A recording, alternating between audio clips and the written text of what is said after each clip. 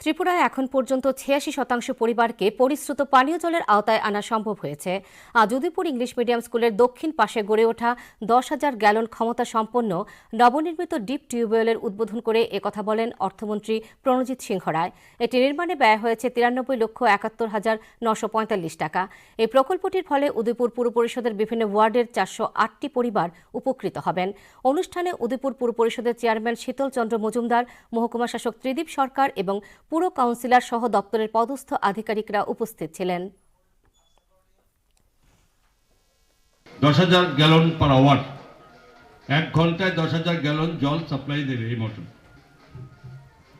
এবং যে house hold সংখ্যা এখানে হিসাব করা হয়েছে ডিডব্লিউএস থেকে, তো নিশ্চয়ই সেটা এটাই বলে যে এখানে জলের কোনো অভাব থাকবে না। প্রত্যেকে তার সাফিসিয়েন্ট জল অ্যাজ পার নর্মস, সে জল প্রত্যেকে পাবে। তো বাকি জায়গা আমাদের হবে, কেউ বাকি থাকবে না।